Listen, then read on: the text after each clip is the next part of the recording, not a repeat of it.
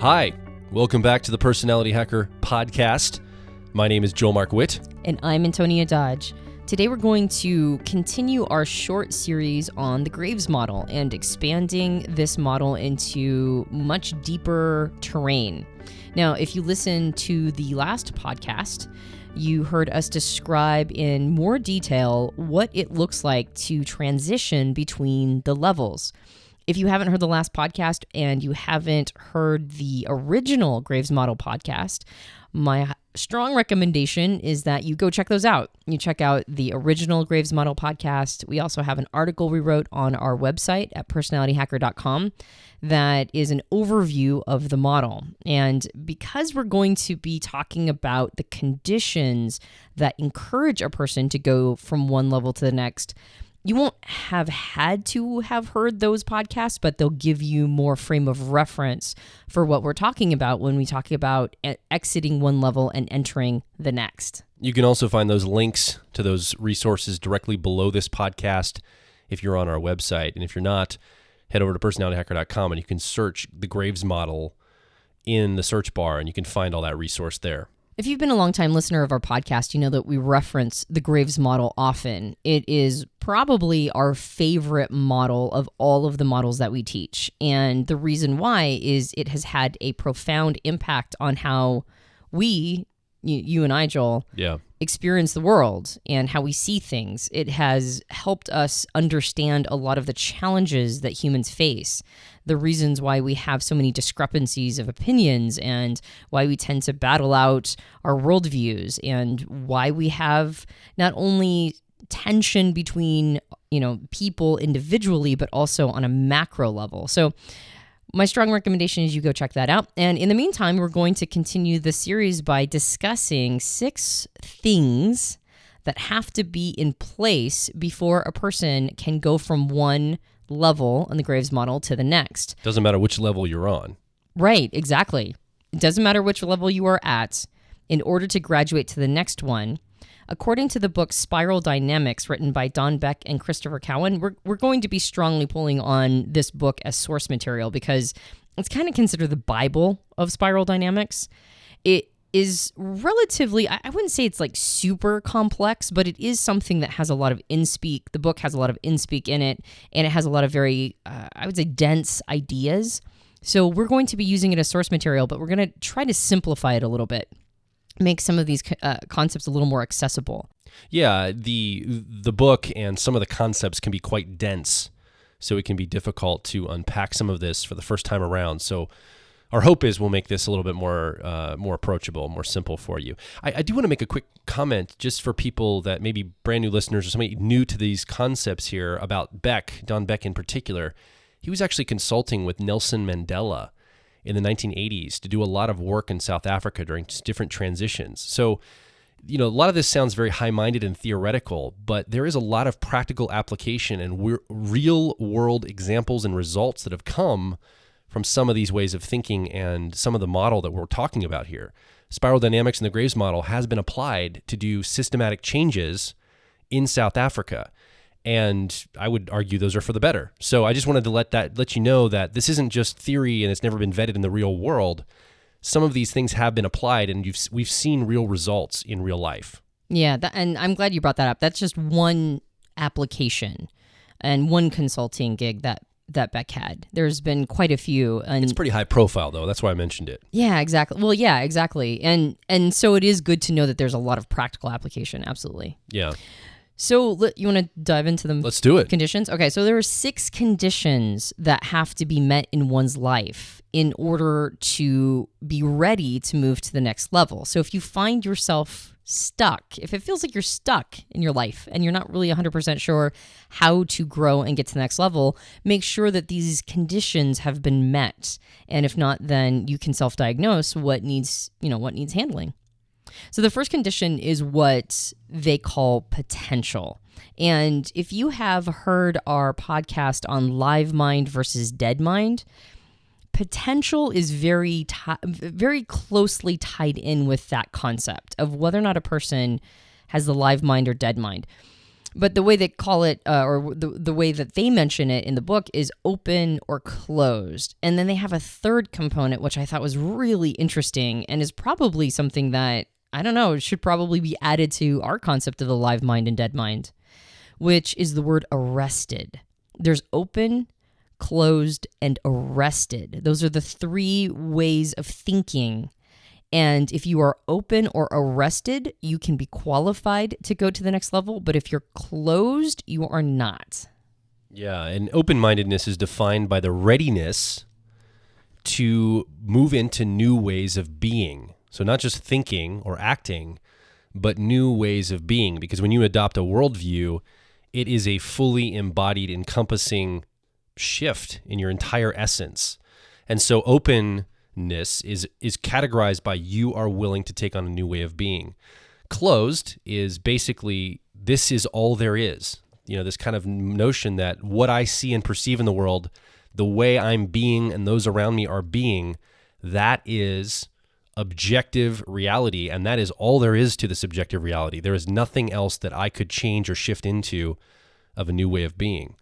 And then that third category Antonia talked about, arrested, well, basically this is a person who probably has a proclivity to being open to new ways of being, but they don't want to rock the boat of their current situation. They don't want to make any messes or any trauma or anything that could destabilize their world. And so cognitively, they know, man, my life might be better if I was open to new ways of being. But look at all the fallout that would have for this. Look at all the fallout behind me, all the broken relationships and all the difficulty that I'd bring into my life, and maybe the situation around resource or whatever. I'm going to just arrest my openness right now to new ways of being and hold myself in this loop because I fear what might happen if I move to another level. Yeah. And they mentioned that you can be any one of these three things depending upon whatever issue you're talking about in your life. You could be, say, open in business, arrested in family relationships, and closed when thinking about religion, or the opposite of all three of those. And so it's not necessarily you as a holistic creature, like all of you is either closed or open or arrested. It depends upon the issue you're discussing. But if you find yourself in generally a closed state, then the more of you that's closed, the more disqualifying it is to go to the next level. Openness, and they don't really, I don't think he uses the phrase open-minded or closed-minded or arrested-minded. I think he just calls it openness, arrestedness, and closedness. So it's not necessarily meant to, diagnose your entire state, or like a person is closed-minded or open-minded, like we talked about with live mind and dead mind. So it is a little different. It is different than what we were discussing before. It just reminded me of that podcast. But there are certain qualities that indicate what you are in those, whether or not you're open, arrested, or closed. And I would say open is generally, you kind of touched on this, Joel, is generally typified by a flexibility. There's like a certain elasticity to openness, whereas closedness is generally marked by an inability to see outside of a perspective. And there could be different things that are creating that closeness. They talk about, I think there's like 7 different things that indicate a closed state. But some of them I thought that were interesting were things like perfectionism. Perfectionism, there's nothing elastic about perfectionism. There's a sense that it has to be done a certain way or it's not done at all. And things like insatiability, where you are never, like there's never enough. That is also closedness, which I thought was very interesting. Undue response to frustration, blowing up, having these huge blow-ups based on small amounts of frustration, and building a shell, or not being able to be vulnerable, being impenetrable is something that is indicating closed state. So there are multiple things that can indicate closedness, whereas openness looks one way. It looks flexible, it looks adaptable, and I think that openness is usually the state that most people feel the best in, but you can tell that closedness is a response to fearing a loss, generally. It's like it's a tightening the grip on something, fearing that thing will be taken away from you. So if you find yourself in a closed situation, one of the best things you can do is then graduate to openness, maybe even through like observing whether or not you're actually closed, or maybe you're just arrested. Maybe you just fear going to an open place. So attending to that is one of the best things to deal with that first life condition.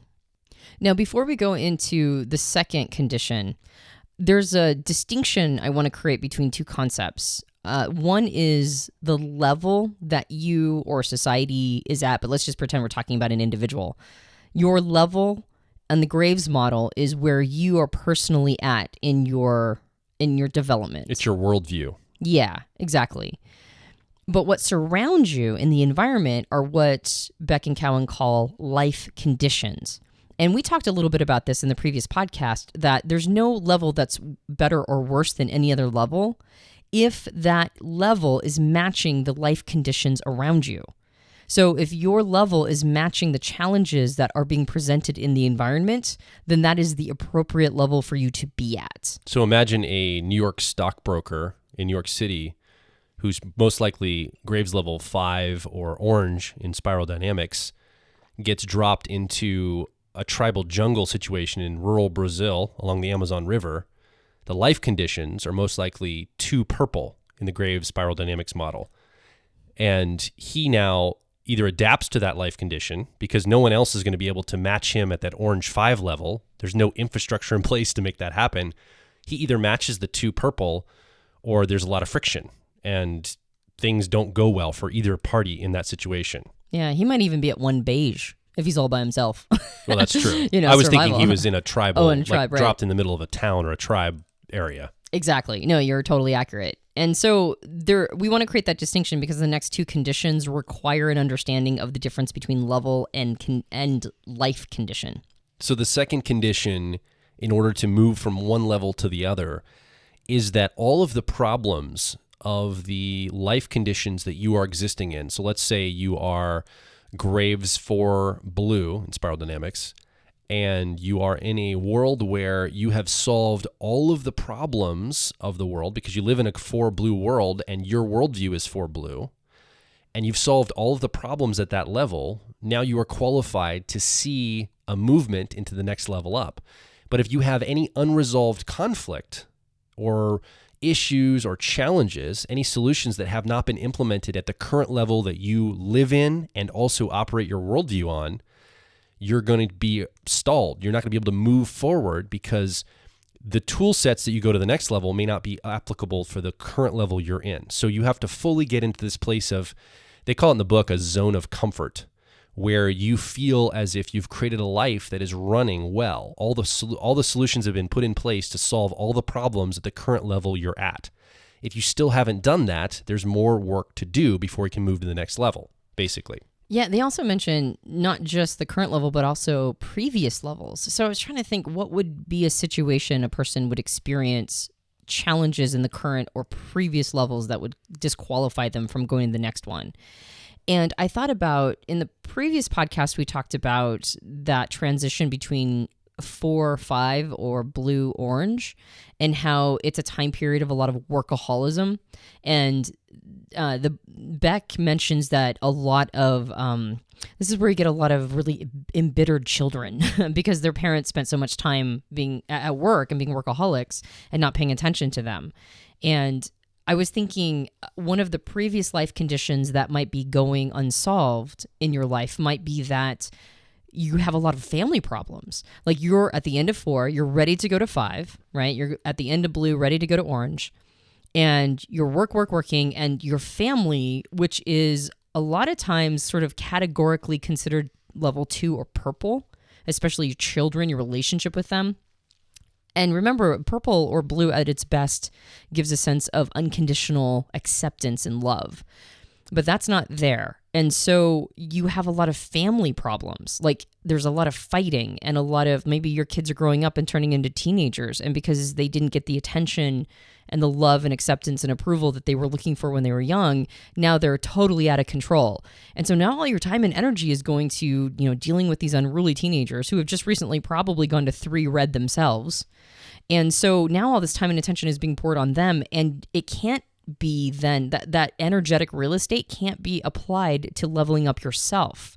So that's what I was thinking, like, how do you solve current or previous problems. It's by implementing the lessons that should have been learned at those previous levels, like making sure that you're paying enough attention to your kids so that they get a full 2 or purple experience. And that way, all that energy that's applied to just managing your family now is a support structure. It's now energy that you can utilize, be buoyed up by, not just taking that energy from you. Now, these conditions are going to begin building upon each other. When we talk about condition 3, which they call dissonance in spiral dynamics, it's this idea that if you have solved all of the problems at the current level you reside, so you live in a 4 blue world, your worldview is 4 blue, and you've solved all the problems you can possibly solve with the worldview of blue 4 in a blue 4 world, now you're going to start noticing there's a dissonance that happens when new problems come in that are higher level solvability into your current state. So what ends up happening is you start to see problems come in where you know that you have solved everything you can solve at the current level you're at, and you have dissonance to say, there's something coming down the road here that I am not equipped to solve at the current level I'm at. And you start to realize that you're going to have new, open ways of being in order to solve that new problem or challenge. It becomes very, very clear and apparent to you. I think we live in a small town right now in rural Pennsylvania, which I believe is a very blue 4 town, a very 4 blue town. All of the institutions in this town have been built up to their top essence. So the school district is operating very high. The teachers are paid well. The output is pretty high as far as the academics. The police department functions. There's brand new police officers, and the government runs well as far as permits, and all the structure is there. It's running well. But the commerce and industry in the town is starting to dry up and atrophy. And we live right off an interstate, so it's a major freeway or major highway coming by. There's a lot of opportunity to get money from this freeway, but the town, because they're used to building structure and all this, they're not thinking in entrepreneurial ways. They've solved all of the problems they could possibly solve, blue 4, for the current life conditions of the town and for the current worldview of most of the people in charge of the town. And yet, business is drying up because it's going to take a new way of being, a very 5 orange perspective to solve these problems. And it's going to take leadership in the town we live in to look at that and go, oh, we are not equipped to solve the new challenges coming down the road, literally in this case, because we live near this freeway or this highway that could service a lot of industry and commerce. We're not equipped at our current level to deal with this. Maybe we need to expand our way of being and thinking to a new worldview, a new level of thinking in order to arrive at these challenges. So there's a dissonance that needs to come up in someone's mind to say, I can't solve the new challenges with the current state that I've already solved. These challenges I've already solved it. That sounds a really long way of saying basically that new ways of thinking are needed. So that's basically condition number 3. Condition number 4 is the ability to overcome barriers. So this really is the essence of condition 4 is about responsibility. It's recognizing that there might be structures or things in your way that are blocking you from moving to the next level. So you might have the potential. You might have the solutions for everything at your current level. You might start to recognize the dissonance. You see, I can't solve the problems coming down the road of the new way of thinking in my current way of thinking. So I'm going to have to change some things. And then you go, but man, my spouse is not even close to being able to do this with me. So there's a barrier, a structure, or I don't have the resource to do this. I'm stuck in a job that doesn't allow me to think in this new way. There's a structural barrier. And this can be problematic because these things stop us from moving forward in growth on this micro level as humans. Yeah, when you mentioned spouse, the first thing that jumped up at me when I was reading this portion was my parents' relationship. My mom it feels like she was born in this level. I know she wasn't, but it feels like she was born in 4 blue. She's lived her entire life in 4 blue, and she will die in 4 blue. You will take 4 blue, you will pry it out of her cold dead fingers. But my dad is orange. He's 5 orange, and he has been, I think probably since his early mid-20s. there was a time period in his, I would say, 50s where he started peeking into green 6. And it was really interesting to watch. It was interesting to watch him just sort of dip his toe into it a little bit. And I think he realized that if he went there, he would be completely leaving my mom behind. Now, their relationship is interesting. I wouldn't say that it's necessarily the picture of health, but it definitely works for them. And I think he feels like she's one of the few people that has ever truly loved him and understood him. And in a very deeply unconscious, with none of the language we're using right now, none of these words, I think he recognized on some deep level that he was going to have to make the choice to leave her behind. And that was not a choice he was willing to make. So he just stayed in 5 Orange. He just decided that, like, in a very, again, like, none of this language was, none of the words we're using were the words that were going through his head or his mind. But he just decided he was going to do that.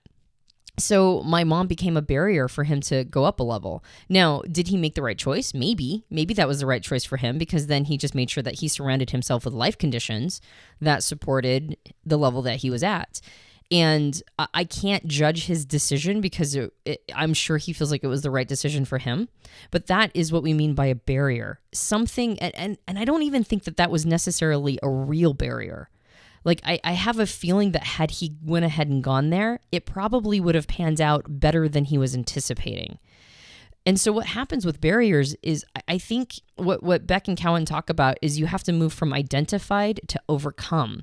And they said that you can overcome barriers in one of 4 ways, basically. You can either eliminate the barrier, you can bypass the barrier, you can neutralize it, or you can reframe it into something else. So not all barriers have to necessarily be removed. Like, he wouldn't have had to, say, end his relationship with my mom.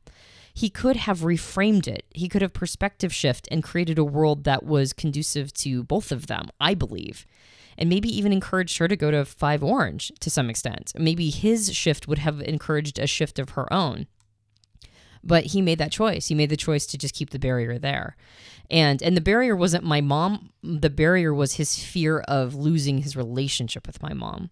So there could be barriers in your life that are real and or imagined. So dealing with those barriers, of course, is going to be very individualized to your context or situation. But just remember, a big piece of it is, like you mentioned, Joel, taking responsibility as opposed to identifying the barrier and going, oh, it's somebody else's problem or fault. Accepting that we're the only ones that can really remove those barriers. We're the ones that have to overcome them. And then also, I guess, having a little bit of faith that it's probably going to be okay. Like, removing the barrier isn't necessarily going to kill you or kill something you love. Or maybe it will. Maybe you will kill something you love. And that it's going to be okay. Like, it's still going to be okay, even if you maybe have to leave somebody behind. Yeah, and remember that all of this can be applied, this model, Graves' model, spiral dynamics, can be applied both on the micro level, which is personal to you, and also the macro level. So people groups, cultures, towns, cities, nations, these other, or companies, whatever. Just remember that barriers also, if a company or a country is trying to level up, there might be structural or institutional or mimetic barriers that prevent that country or that people group or that organization from moving up to the level. So just remember that it's also on a macro level, not just a micro level. That is a good thing to remember. The first thing that came up when you were talking was that one of the barriers I think that is very common to people that keeps them at the level they're at, even if their life conditions have moved beyond and it's not okay for them to be at the lower level, they need to move up to match those life conditions, is identity. One of the things that you lose when you go from one level to the next and make that transition is you won't be the same. I mean, I guess I could use the word incarnation of yourself anymore. You're going to adapt and change. That's part of leveling up. That's part of growing up, right? I'm not the same person I was at 8 years old. And so one of the things that oftentimes needs to be let go of is identity. That's a barrier for going to the next level. And when we talk about people groups, and the need to level up, in different demographics or people groups or businesses, religions, etc. When an entire institution or group of people or society is ready to level up, the thing they have to let go of are some things that could feel like identifiers, pieces of their cultural identity, might have to be let go of. Just like as an individual, as I age and level up, I'm going to lose parts of my identity. But it's not always a bad thing. Sometimes, well, in fact, almost always the loss, whatever vacuum gets created, is filled with something that's more sophisticated and serves us better.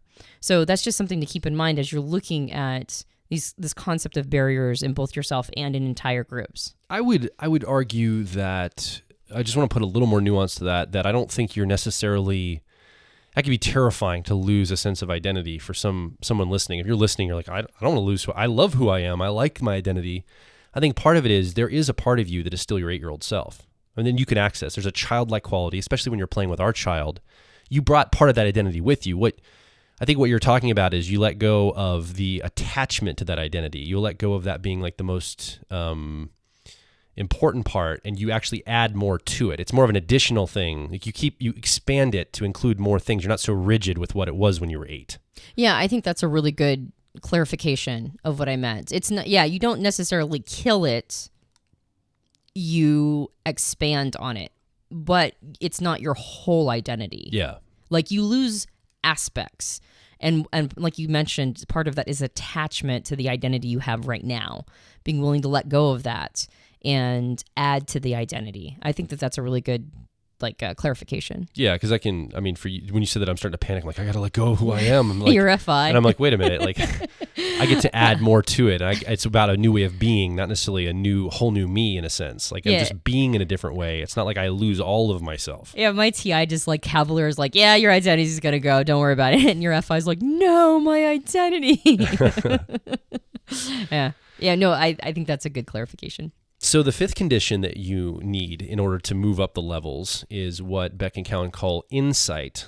So it's really understanding, it's this, the phrase, have you ever heard this phrase, what got you here won't get you there? It's kind of like what has been working, this insight into what has been working probably won't work in the future in the same way. So we might have to adapt and change how we see this. So for example, if 300-400 years ago, the way that you could create a distance between yourself and another country was building a physical wall between countries.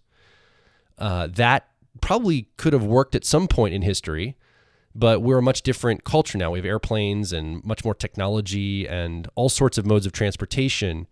So the Great Wall of China, while at one time might have worked to keep people on two sides of it, if it did work at all, probably won't work now. So you have insight to know that old ways of thinking and doing things are not going to be the ways that will work currently. And that's just an example I pull out the top of my head, but Antonia's laughing because I guess there is some reality to this.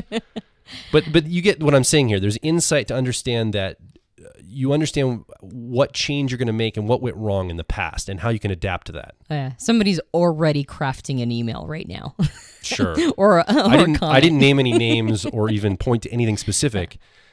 I'm trying to open people to new ways of being. Well, and I think that's not a bad example when we're talking about insight, because there are very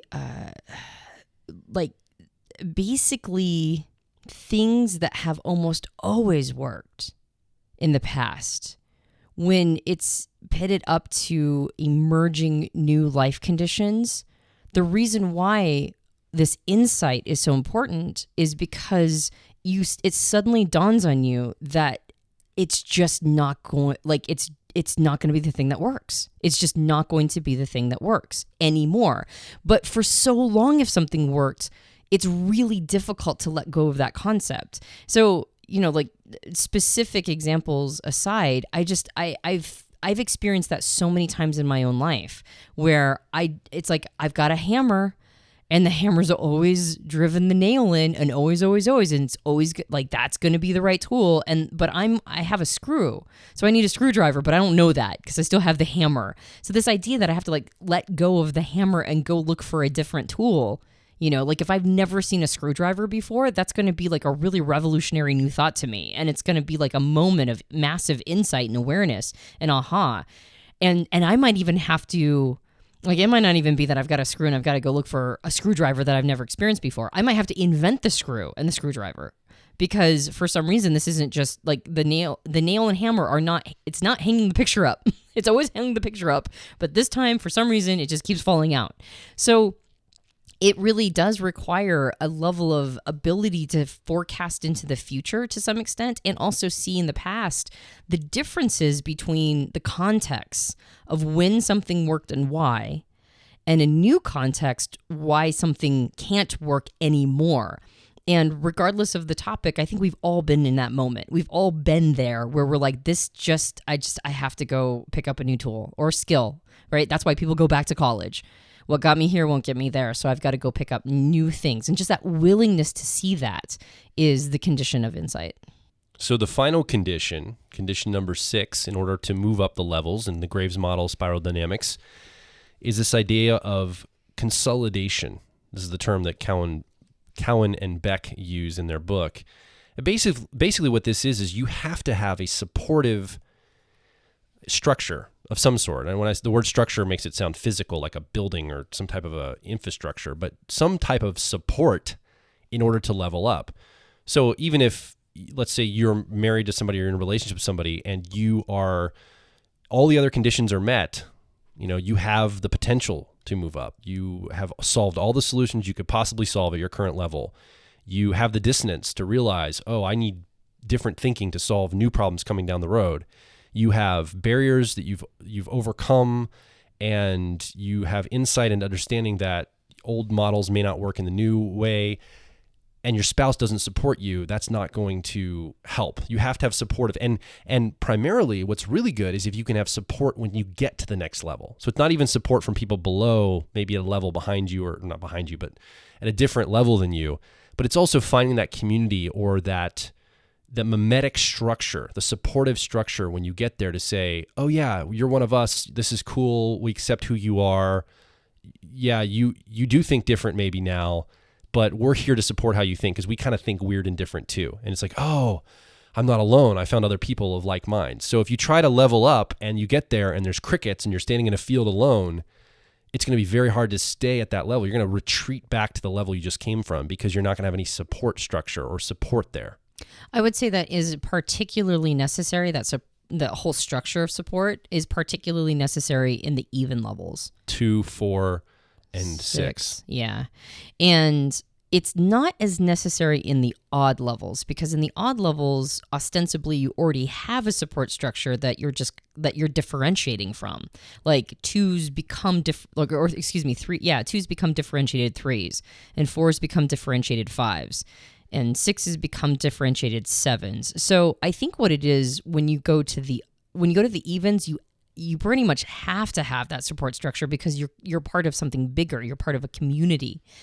When you're going to the odd levels, I think one of the most important things you need is somebody to be there for you and hold a lot of space. When you go up a level, they mention that you have this renewed energy, which is great. Like when you go up a level, all of a sudden you have this like new zest for life almost. You have all this renewed energy. And it's almost like getting in a bumper car for the first time, like a really fast one. And you're like, oh, this is awesome. But you also have a lot of klutziness. Like you've been given a new tool and you don't necessarily know how to use it very well.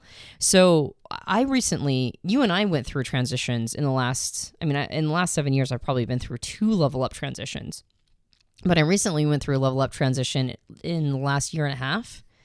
And I still feel like I'm new to this level. I don't feel like I'm well versed in it. I feel like it's a brand new level for me. And I do feel like I'm kind of starting to level out. I'm just starting the exploration part of it. But when I was first entering, like I was a dick. I was so awful. Like I was just aggressive and antagonistic in a way that I had not been for probably half a decade or more. I was very, I don't know. I was in a much worse space. Not because caustic. I wasn't. I would say caustic would be the right word. exactly, caustic, like uncharacteristically caustic, compared to where I was at in the previous level that I had gotten very good at being in. I'd gotten very good at being in that level. And so I was very just like chill and everything's fine and what's the problem? And then all of a sudden I just got like antagonistic and caustic. And I'm like, man, this isn't me. But of course it was me. It was just me figuring out something new. So what I needed in that moment, what you provided, Joel, beautifully, was you just supported me. Like you were just there to help create a container, and you recognized it wasn't personal. So when you're entering a level, you don't necessarily have to have a lot of people at that level, though in the even levels that is extreme. Like, I mean, maybe you do actually have to have a bunch of people at that level surrounding you, or at least people who are like buying into the communal piece. But when you go to odd levels, you definitely need somebody to just kind of be around that goes, it's okay. Like your klutziness is going to be all right. It's going to be fine. And to hold space for you as a person, I think that's the support structure that's really necessary. Yeah. So this is, okay, so we just talked about the nuance of how levels look in the last podcast, how your transition points look, some of the emotions people have. In this podcast, we just talked about the conditions that need to be met moving up these levels. And, this is some high-minded stuff as far as it's dense material. It takes a little bit of time to wrap your head around. If you're struggling a little bit, you're not alone. I mean, this is very, very dense material to get through. If you're taking to it well and you're getting a lot of insight, that's great too. And we would love to hear from you, what's going on for you, what questions that are coming up for you, what insights you might be having, what examples or what patterns you've seen in some of these things. And I think where we want to go next, in the next maybe podcast or two, depending on how we play this out, how this flows, talk about some examples of how this looks. So take what we just talked about, some foundational material, and now it gets fun because we get to apply it to real world situations and scenarios.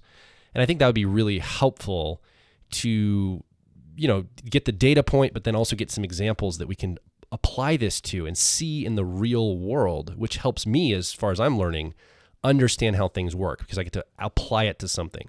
So I think that's what I want to do next. But in the meantime, having listened to this podcast, head over to personalityhacker.com. Directly below this show, leave us a comment, a question, insight, feedback. You're part of this conversation. You're sitting here. You're the third person, but you don't have a microphone. Your microphone is online at personalityhacker.com, and we want to hear from you. Or you can also go over to our community of growing like-minded people over at facebook.com/personalityhacker or twitter.com/personalityhack, HACK. If you enjoyed this podcast, you can subscribe to us on iTunes and various Android platforms. And if you are feeling particularly magnanimous, you can leave us a rating and review. That helps us out a lot. That'd be awesome. My name is Joel Markwitt. And I'm Antonia Dodge. We will talk with you on the next Personality Hacker podcast.